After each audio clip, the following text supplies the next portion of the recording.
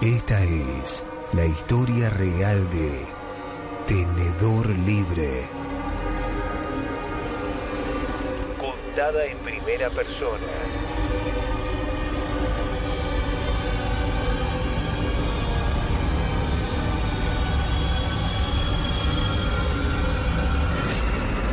Me llamo Oscar, y la historia que les voy a contar pocas veces la conté con los detalles que les voy a narrar a continuación.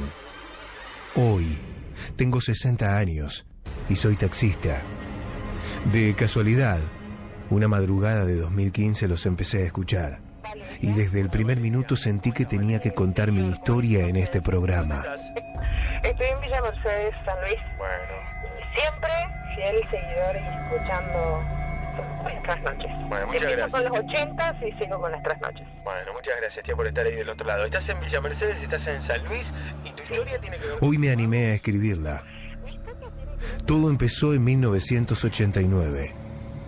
Tenía 28 años recién cumplidos y recién había llegado a Buenos Aires. Soy nacido en Posadas, Misiones. Me vine a probar suerte y me quedé para siempre. Me casé y me separé. Tuve hijos, puse un negocio, me fundí y siempre termino volviendo al taxi. Pero mi primer trabajo en Capital fue en Belgrano, en un tenedor libre. Hoy ya no existe más. Ese local y el de al lado fueron comprados por una constructora y hoy hay una torre de 25 pisos. Pero en el 89, recién estaba inaugurando ese restaurante en plena moda de los tenedores libres. Me tomaron como mozo. La verdad es que el trabajo era bastante fácil porque la gente se servía sola. Los mozos éramos dos. Solo estábamos para llevar las bebidas y la cuenta. El dueño del local era un oriental muy misterioso. No hablaba una sola palabra en español. Se manejaba con papelitos, papeles escritos que tenían números. Solo sabía escribir números en el lenguaje que conocemos. Nos decía cuántas horas teníamos que trabajar, cuánta plata íbamos a ganar. Obvio, todo en negro. Al mes de estar ahí, el otro mozo dejó de venir. Siempre pasaba lo mismo. De hecho, él había sido quien me había contado que evidentemente el dueño era tan negrero que todos se terminaban cansando y renunciaban, por decirlo de alguna manera. Así que yo quedé como único mozo y el dueño me encargó un trabajo más. Que me quedara las noches del domingo al lunes, que era la única noche que el local cerraba, porque todos los demás días estaba abierto 24 horas. Era rarísimo. El dueño casi ni dormía. Tipo 3 de la mañana yo me iba y volvía al otro día a las 6 de la tarde, y él se quedaba solo o con el otro mozo, pero siempre nos llamó la atención que dormía poco y nada. Era muy extraño. Tenía unos bigotes con poco pelo, uñas largas y encorvadas. De verdad daba repulsión. Y fumaba todo el tiempo.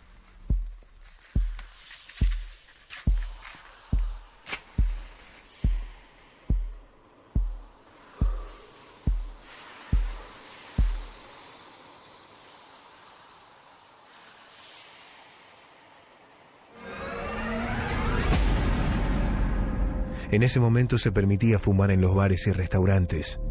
Volviendo a la historia, esas noches de domingo las pasaba en vela cuidando el local. Su fachada era toda de vidrio y al no tener rejas, era un lugar que llamaba la atención a los delincuentes. De hecho, el otro mozo me había contado que una noche habían entrado a robar, que rompieron el vidrio y maniataron al dueño, pero que inexplicablemente no robaron nada. De todos modos, había que estar alerta. No tenía arma, y la única función de estar ahí las noches de domingo era llamar a la policía si veía algo sospechoso. La cuestión es que las primeras noches yo aprovechaba, y la verdad, dormía como un angelito. Lo que les voy a contar, no lo sabe nadie, ni mis hijos. Una de esas noches, me desperté sobresaltado.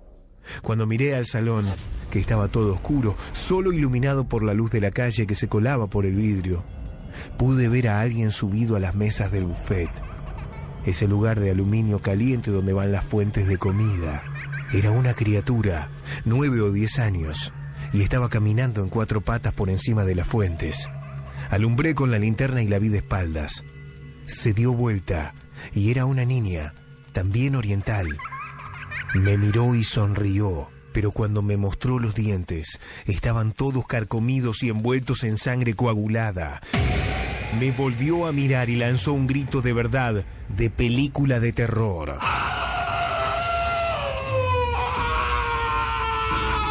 Ahí me desperté y me di cuenta que había sido un sueño. Así como se los conté, lo debo haber vivido al menos 7 veces. Y siempre tan real. Cada vez que volvía a soñarlo podía hacer foco en otros detalles. La nena estaba descalza. La sangre le salía de la boca y le manchaba el vestido celeste. Tenía un moño en la cabeza. Pero la última de las noches que la soñé fue diferente. La nena estaba parada frente a la puerta y cuando me quise levantar de la silla para ir hacia ella, una mano huesuda me tomó de la muñeca. Encendí mi linterna temblando y alumbré al piso. Los pies esqueléticos con pedazos de carne podrida me impresionaron. Empecé a levantar con la otra mano la linterna y al alumbrar vi un vestido negro hasta llegar a la cara de una mujer oriental a la que le faltaba medio rostro. Literalmente, era un cráneo con pedazos de carne pegada, como cuando comes pollo y vas desmembrando la carne del hueso. Ahí me desperté. Esa mañana renuncié. Durante varios años, pensé varias hipótesis de lo que había vivido ahí. Estuve seguro que la mujer y la niña habían sido víctimas del dueño. Llegué a pensar que se las había comido, que las había matado. Con los años, me reencontré con el antiguo mozo que había renunciado y me contó toda la verdad. Él había huido cuando el dueño del tenedor libre, que sí hablaba español, pero que lo ocultaba, le había contado lo que había pasado la noche en que entraron a robar.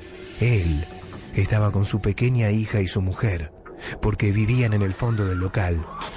2 hombres armados entraron y violaron a su mujer frente a sus ojos.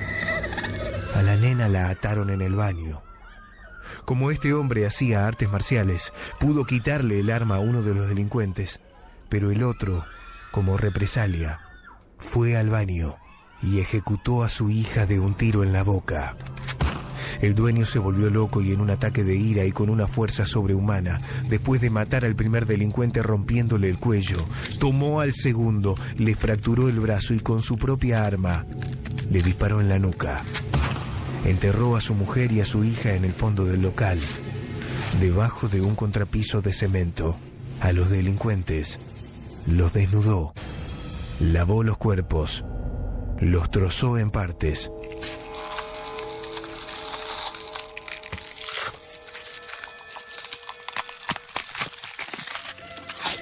Los frizó y los cocinó durante 2 años. En pedazos de 3 centímetros por 3 centímetros, mezclados con zumo de naranja, harina de maíz, azúcar, vinagre de vino blanco y salsa de soja. Durante 2 años, la gente los comió, creyendo que eran cerdo. En definitiva, fueron 2 cerdos que tuvieron su merecido, le habría dicho el dueño. Por eso mi compañero huyó. No sé si la historia será cierta. El restaurante ya no existe y el dueño murió en 2008. Hace un par de años, en diciembre de 2014, yo me acerqué al lugar y hablé con uno de los dueños de un departamento de ese edificio y me contó algo. La empresa constructora tuvo que declarar en la justicia en una causa sobre el descubrimiento de 2 cadáveres que estaban enterrados en el lugar. 2 mujeres, una adulta y una niña.